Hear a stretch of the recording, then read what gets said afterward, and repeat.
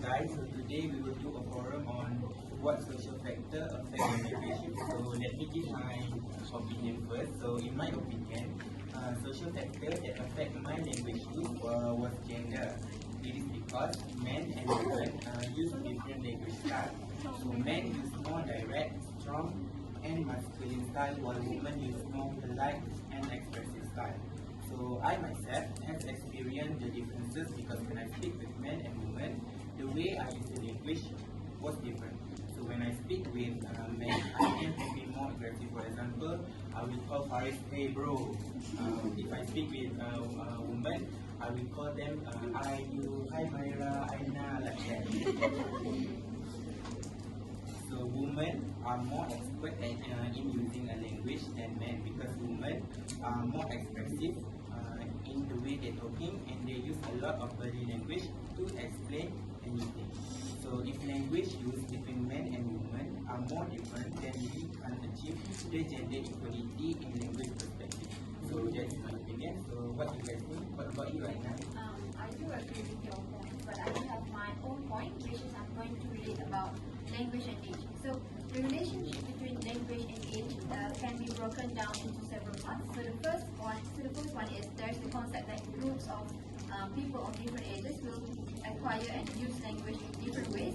Then there is the link between age and how an individual's language use develops over time. So if we see adolescents nowadays, they usually talk in slang with their friends or people in around their age.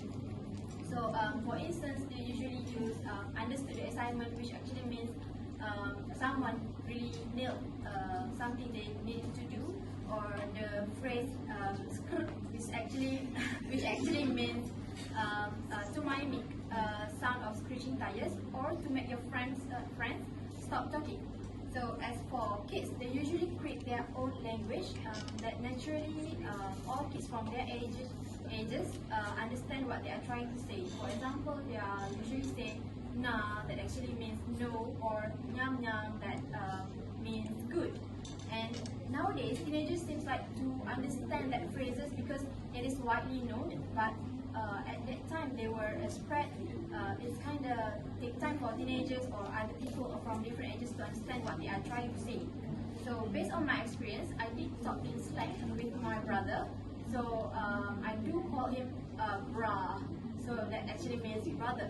But my grandma said my grandma thought it was bra. So I explained to her that I was actually saying brother. So she seems like she don't understand it because maybe the difference of ages between us and the education received for her and me and my brother.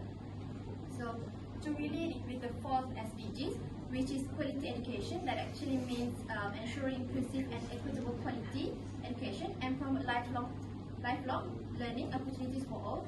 So based on this, I would love to relate it with the age and language, as my grandma only received her study until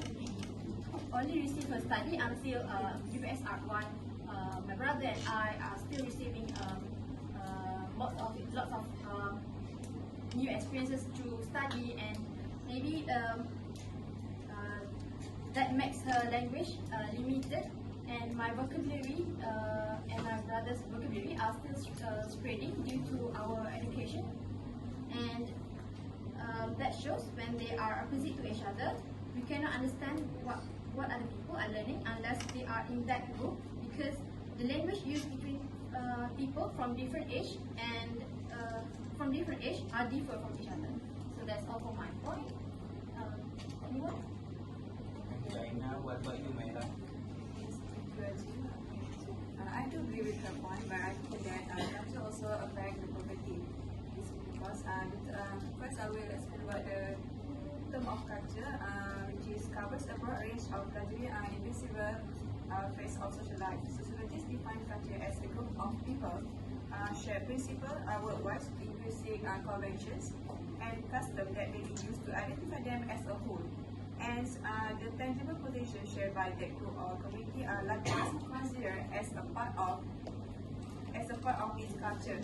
And the reason why the culture does not spread what it can be related to their basic technology, which is this is because some places only have average development of technology compared to other states, and this problem can be solved by improving the sectors of the technology, especially at the countryside of the certain country. And due to poverty, it's a global problem, and people from every nation, region, and culture are impacted. Besides, based on my experience, without a good coverage of technology, the information that we can deliver, especially about improving life, are delayed. So the poverty happened in that rural area cannot be solved. And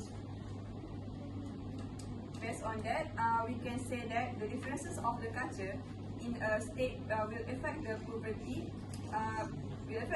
rate among the community. What about you, Farid? Well, I agree to disagree with your point of view, Mara, because I believe that dialect is the most important social factors that influence our language when we speak with others, when we are in a social group, because every language has their own dialect. Dialect usage differs between geographical locations and social classes, and sociolinguists study these dialects. For example, Americans call toilets as toilet, while the Brits call them as loo. Now, imagine if me being a Brit and Azim here being an American, and we sit here in the same social group, and I ask to Azim, hello the mate, do you know where the loo is? Azim being an American, he does not understand the definition of loo because he is American. Now, this happens because our ways of life are influenced by the dialect that we use, as we are adapted to the rules and regulations that enables us to communicate using our own dialect to speak with the people that live in the same region as us. However, if we speak using our dialect when we are in other region, it might cause misunderstanding. And it is because of this, I believe, that most people will try to get rid of their dialect when they are speaking with other people, when they are in a social group, especially if we are traveling to other region. Therefore, it is crucial that every businessman, businesswoman, or politician speaks without using their dialect when conducting business within their organization or outside of their organization, in order to avoid misunderstanding, to help maintain decent work, and to help increase the economic growth, which is one of the SDG. And these are the reasons that why I think dialect is the most important social factors. Thank you, Faris, for your opinion. What about you, Nadia? For me, thank you, Azim. For me personally, the social factor that I choose is cognition. So cognition affects language use by infusing thinking processes such as remembering, categorizing, problem solving, and decision making. So language has an influence on our worldview and our thinking processes.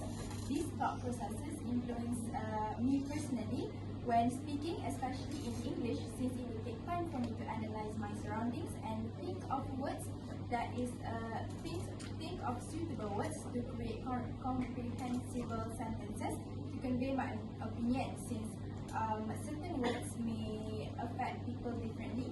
So if I were to relate it to an SDG, I think it would be the effect made in climate change. Different people perceive the issue of climate change differently, and I personally think that wording can influence one's cognitive process. For an example, the aim of this particular SDG is stated as take urgent action to combat climate change and its impact. So using words such as urgent to describe the desperation in need for people to start being more aware of this issue actively is also one of the efforts put in to overcoming this issue. At least for me personally, it influenced me to actually think and look for ways to start doing things that will make a change, even a little, such as using reusable straws and cups as often as I can, since plastic is a major contributor to climate change. That's all from me. What about you, Aisha? Thank you, Nadia, for your opinion. But for me, I choose another social factor, which is social dialect. As we all know, social dialect is a variety of language that is associated with social groups such as socioeconomic class, occupation, age, and religion, and more. So now we are going to discuss on how social dialect affect our language. So dialect can make communication difficult if two people are using different dialects, and the difficulty is depend on how different between the two dialects. So, for example, I had an experience talking with someone with medical background about my health, and I found it's hard to understand the word that they are using. So it makes the communication fail, and I didn't get the information that I supposed to get. And this situation, I want to relate it to the third sustainable development goal, which is good health and well-being, or ensure healthy life and promoting well-being for all at all ages. The uses of different dialects could make this goal fail.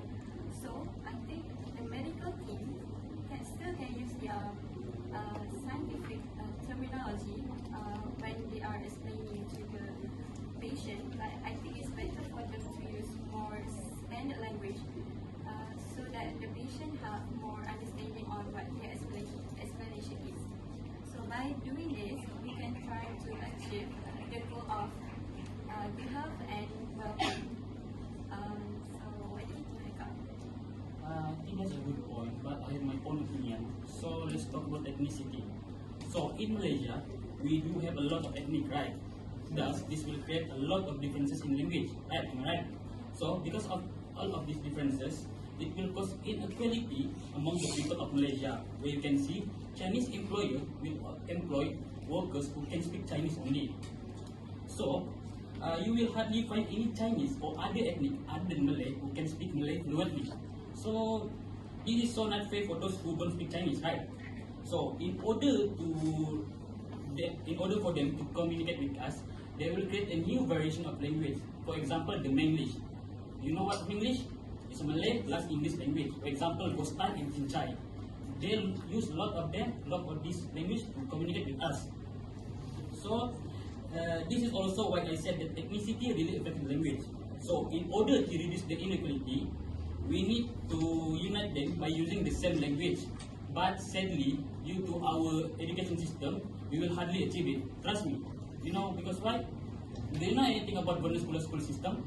So, vernacular school system is a type of system divides students based on their ethnicity. For example, Sekolah Menengah Jenis Kebangsaan Cina and Sekolah Menengah Jenis Kebangsaan Tamil in our country. So, this school use their mother tongue language as a language of instruction. So, if you don't trust me, you can ask Hua.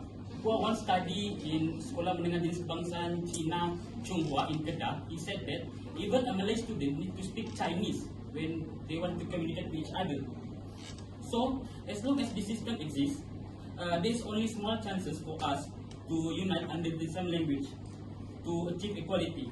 So, but for me personally, I don't know which side to blame, our education system or the ethnic itself. So I say that we need to terminate this system so that we can achieve equality among us, and we will able to get peace and have a better education system. So I think that's all for me. Thank you. So my final question was, what are the most factors? So in my opinion, I choose gender. I agree with Ajin's point. I think now we have to go with Aika's point, which is ethnicity. Thank you. Thank you. And I agree with Eka. For me also, I agree with Ajin's point. I can agree with your point. Okay, so we have concluded that we will choose ethnicity as the most important factor. Can I tell you a little conclusion? So to summarize this, I see that everyone has their own opinion, their point of view on which social factor that really affect the language.